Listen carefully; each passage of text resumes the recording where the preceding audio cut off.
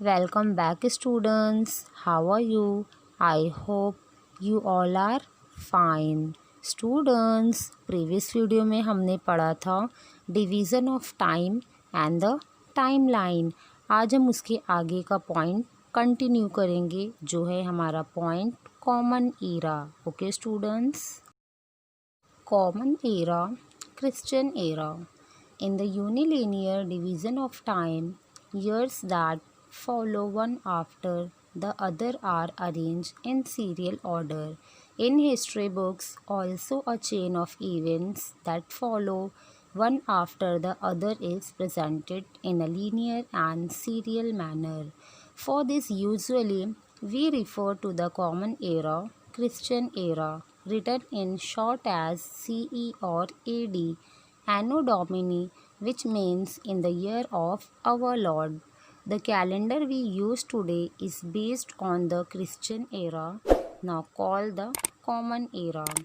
This era began in memory of Jesus Christ. The first year of this era is the year when it began. It is shown with the number 1. The years after that are indicated by the next numbers in serial order. The first 100 years, that is, the first century of this era, is written as 1 to 100 CE or 1 to 100 AD. Students, अब हम पढ़ते हैं common era, जिसे Christian era भी कहते हैं। Okay, अब जो हमारा यूनिलीनियर डिवीज़न ऑफ टाइम है, अब जो ईयर्स एक के बाद एक आते हैं तो इन्हें सीरियल ऑर्डर में रखा जाता है। मीन्स 1 के बाद 2, 2 के बाद 3, 4, 5, 6 ऐसे। अब हिस्ट्री बुक में जो चेन ऑफ इवेंट्स है तो इन्हें भी एक के बाद एक रखा जाता है, एक लीनियर और एक सीरियल मैनर। जैसे मैंने आपको बताई हूँ कि पहले ए आएगा, फिर बी आएगा, सी आएगा, वैसे ही जो चीज़ें हैं तो पहले वो आएंगी। ओके स्टूडेंट्स, अब जो आपका कॉमन एरा है, अब इसके लिए हम क्या करते हैं, इसको हम एक तरीके से मेजर करने के लिए हम एक एरा को रेफ़र करते हैं जो है आपका कॉमन एरा। ओके, जिसको हम शॉर्ट फॉर्म में कैसे लिखते हैं, CE और AD। ओके, AD का फुल फॉर्म होता है एनो डोमिनी, और एनो डोमिनी का मीन्स होता है in the year of our lord. अब आप जो कैलेंडर यूज़ करते हो वो इसी पर बेस है, जिसको हम क्या बोलते हैं स्टूडेंट्स, कॉमन एरा। अब ये इस एरा की शुरुआत हुई थी जीसस क्राइस्ट, जो क्रिश्चियंस लोगों के गॉड होते हैं, उनकी मेमोरी में, उनको याद करने के लिए जो पहला साल था वो शुरू हुआ था मीन्स जीसस क्राइस्ट के जन्म से। ओके स्टूडेंट्स, और उसको हम किससे दिखाते हैं, नंबर 1 से, और इसके बाद जो ईयर आते गए उनको सीरियल ऑर्डर में करते गए। जैसे कि फर्स्ट ईयर के बाद दूसरा ईयर आया, और 3, 4, 5 ऐसा करते करते जो पहले 100 साल थे वो आपके फर्स्ट सेंचुरी हो गए, जिसको हम कैसे लिखते हैं, 1 to 100 CE। ओके स्टूडेंट्स, उसके बाद 1 to 100 AD। तो इस तरह से कॉमन एरा का यूज़ स्टार्ट किया गया। Okay students, the period of the first millennium of this era is written as 1 to 1000 CE or 1 to 1000 AD। Students, तो इसी तरह से जैसा हमने सेंचुरी का देखा तो वैसे ही मिलेनियम का भी लिखा जाएगा। मीन्स 1000 साल पूरे हो गए तो क्या हो गया, आपका एक मिलेनियम पूरा हो गया। तो उसको भी कैसे लिखेंगे, सेम, लास्ट में हम शॉर्ट फॉर्म लिखेंगे CE या फिर AD। Okay students, time before the common or Christian era. The period before the common era is known as the time before common era, BCE or before Christ, BC. The years of this period are counted and written in reverse order. The first century before the Common Era began at the year 100 BCE and ended with 1 BCE. Similarly, the first millennium before the Common Era began at the year 1000 BCE and ended with the year 1 BCE. So the first century before the Common Era is indicated as 100 to 1 BCE, and the first millennium before the Common Era is indicated as 1000 to 1 BCE. Let us look at some examples of this method of indicating time before the Common or Christian Era. The lifetime of Vardhaman Mahavir is written as 599 BC, 527 BC. The lifetime of Gautama Buddha is written as 563 BC, 483 BC. Students, अब जो common Ira का पहले का time था वो क्या था? अब जो पीरियड कॉमन ईरा के पहले का था उसको हम जानते हैं बिफोर कॉमन ईरा के नाम से, BCE या फिर BC means before Christ, means Jesus Christ के जन्म पहले। अब जो ईयर्स हैं इनको हम कैसे लिखते हैं? रिवर्स ऑर्डर में। रिवर्स का मीन्स होता है उल्टा, उल्टा लिखते हैं। अब जैसे यहाँ पर फर्स्ट सेंचुरी जो है कॉमन ईरा पर स्टार्ट हुई थी, okay. 100 BCE and ended with 1 BCE, मतलब उल्टा हो रहा है। ये देखो यहाँ पर स्टार्टिंग 100 से हो रही है और हमारे यहाँ पर स्टार्टिंग CE में कहाँ से हुई? 1 से हुई, और एंड कहाँ हुआ? 100 में, ओके स्टूडेंट्स। और यहाँ पर क्या हो रहा है? 100 स्टार्टिंग से हो रही है और एंड 1 में हो रहा है। तो बिफोर कॉमन एरा में उल्टा हो रहा था, रिवर्स ऑर्डर मीन्स जैसे 3000 से स्टार्ट हुआ तो 3000 से 2000, 2000 से 1000, 500, 100, फिर ऐसे कम हो रहा था और हमारे यहाँ फिर बढ़ रहा था। 1 के बाद 10, 100 साल, 1000 साल, 2000 साल, 1,00,000 साल, ओके। लेकिन BCE में मीन्स कॉमन ईरा के पहले जो ईयर्स हैं वो रिवर्स ऑर्डर में थे, मीन्स कम हो रहे थे, ओके। तो जो पहला सेंचुरी था आपका, the first century before the common era, इसको कैसे इंडिकेट करोगे?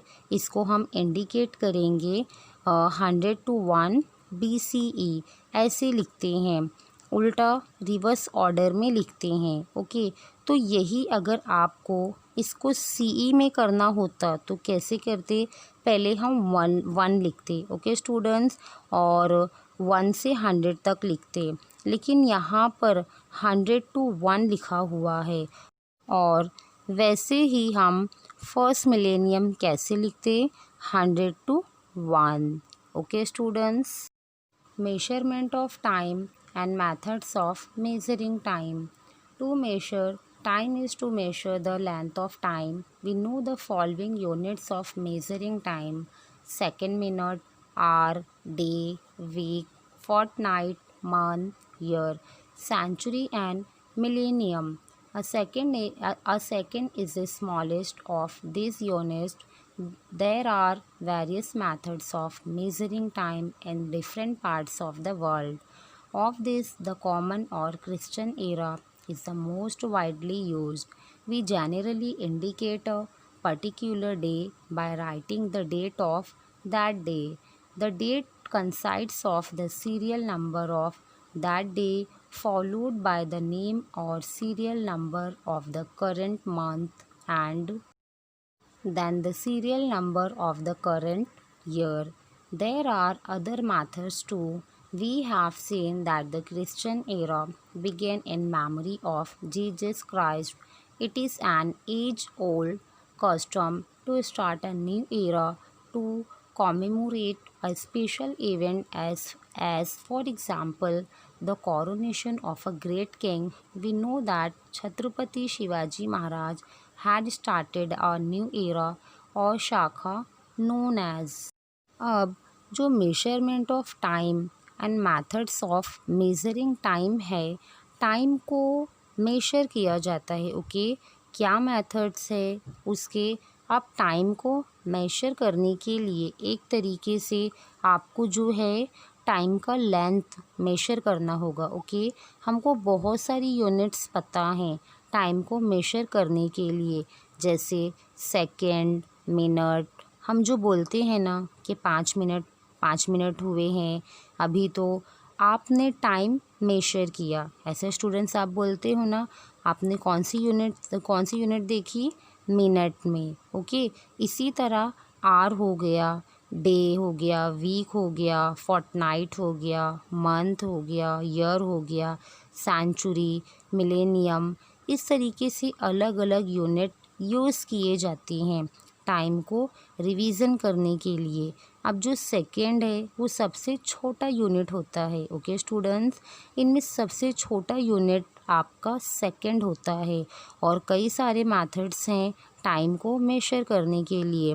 अलग अलग पार्ट्स में अलग अलग टाइमिंग के मेजरमेंट आपको मिल जाएंगे, उसके मेथड्स मिल जाएंगे, जिनमें से जो कॉमन एरा है वो काफ़ी यूज़ किया जाता है। ओके स्टूडेंट्स, और हमने देखा है कि जो क्रिश्चियन एरा है उसकी शुरुआत कब से हुई? इसकी शुरुआत हुई in the memory of Jesus Christ, और एक एज ओल्ड कस्टम था पहले का, बहुत पुरानी बात थी।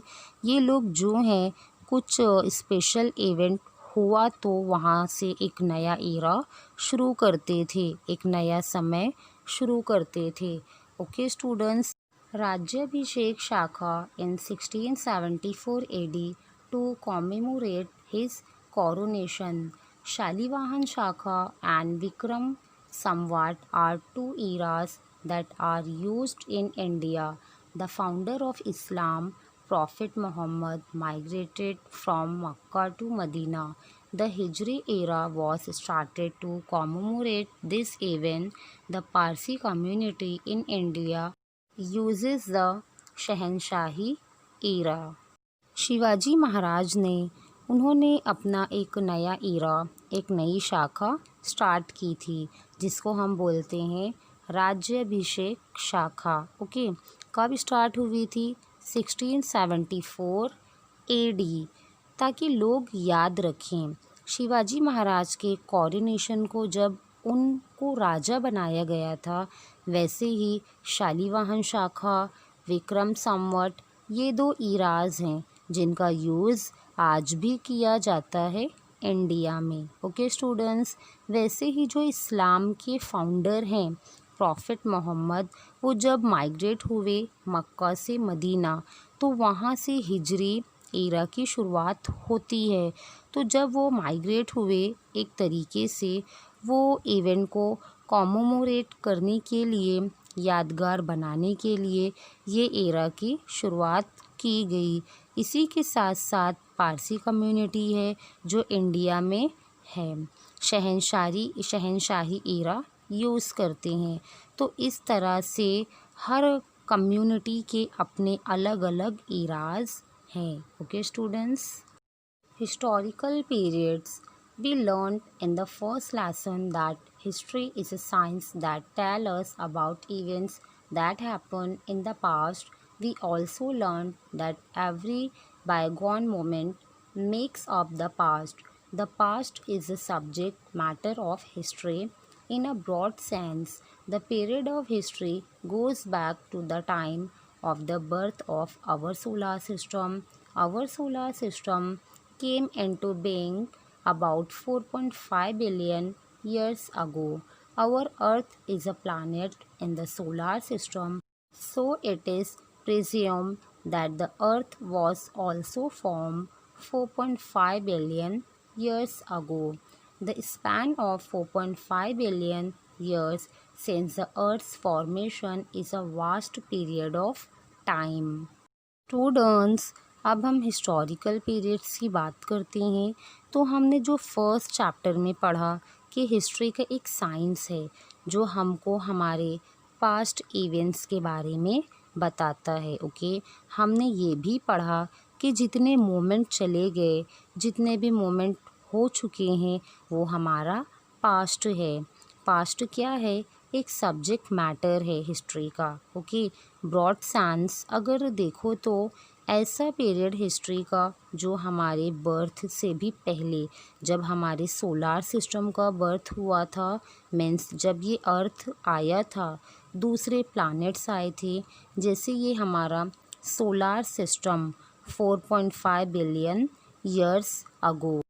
और हमारा अर्थ क्या था, एक प्लैनेट था सोलार सिस्टम में। ओके स्टूडेंट्स, तो ये माना जाता है कि अर्थ भी जो है वो 4.5 बिलियन ईयर्स अगो ही बना है। ओके स्टूडेंट्स, अब जो पूरे स्पैन है वो 4.5 बिलियन ईयर्स का अर्थ के फॉर्मेशन से अब तक, ये बहुत बड़ा टाइम है और इतना आसान नहीं है कि आप पूरे पीरियड को याद रख सको।